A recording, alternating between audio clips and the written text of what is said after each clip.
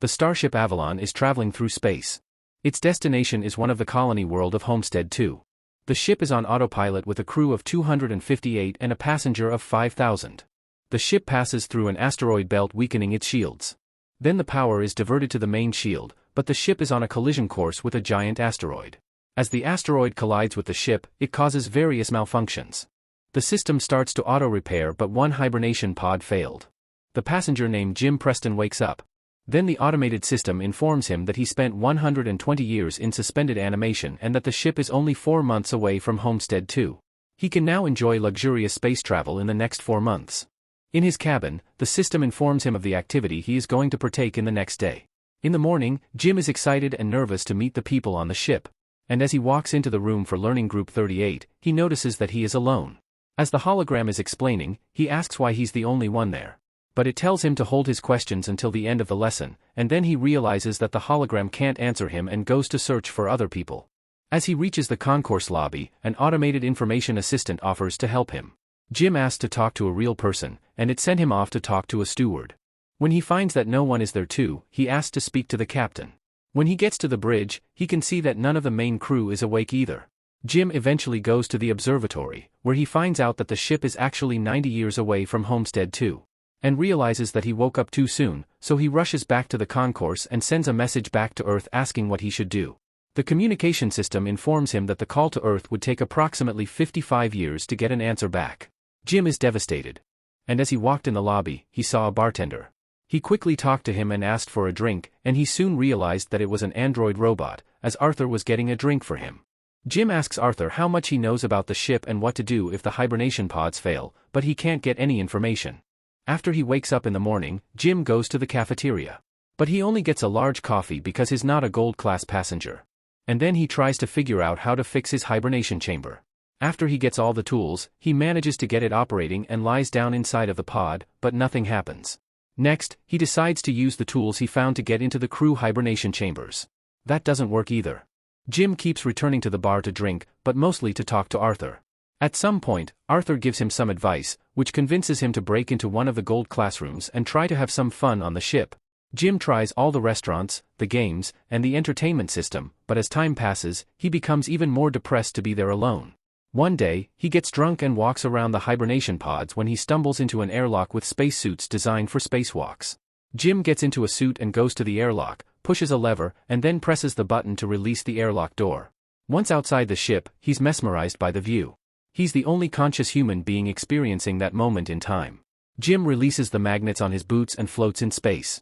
Feeling devastated, he goes back to the airlock without a suit when he's about to push the button, ready to end it all, but he changes his mind in the last moment. He runs back inside and slips in a bottle.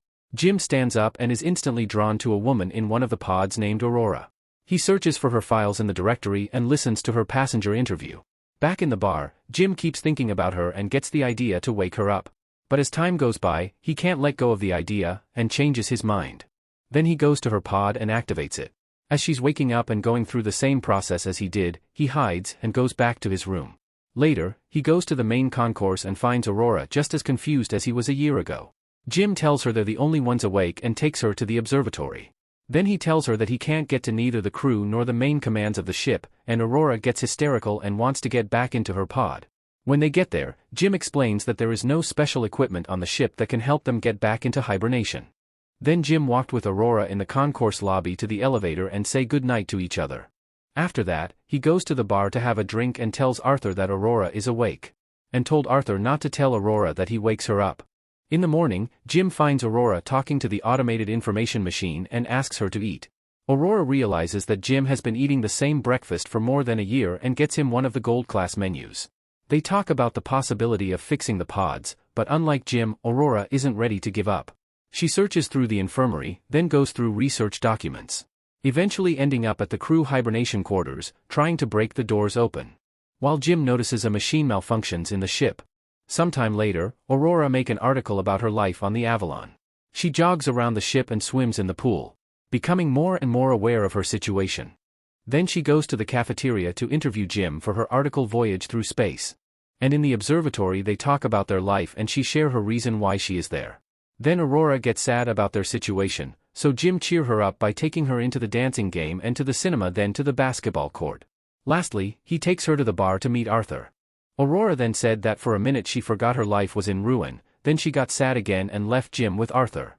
The next morning, Aurora walks into the observatory and finds a miniature of the Chrysler building that Jim made for her. Then later, they go on a date at the bar.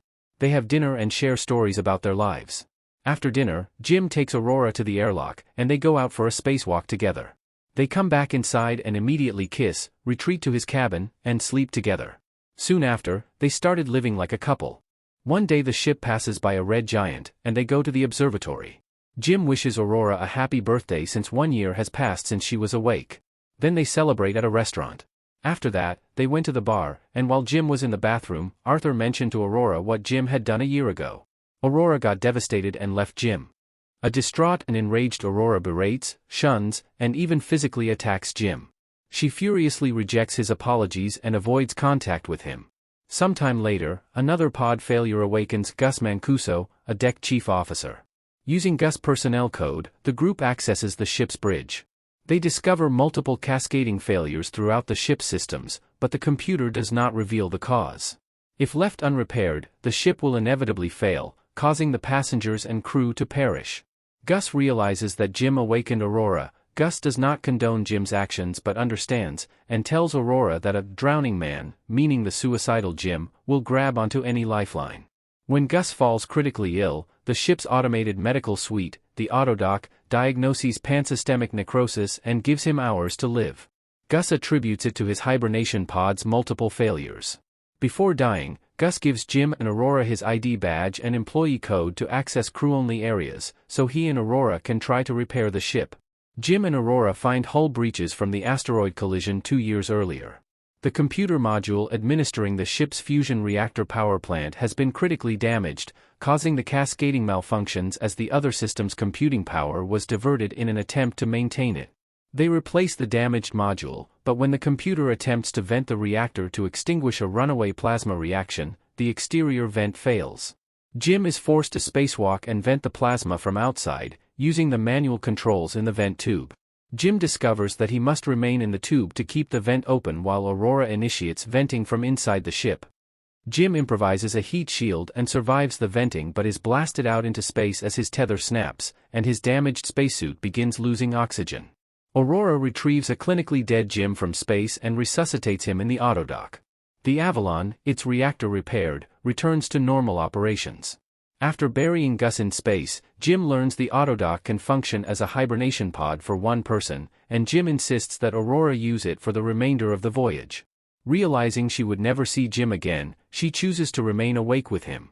He presents her with the makeshift engagement ring he made earlier, which she accepts.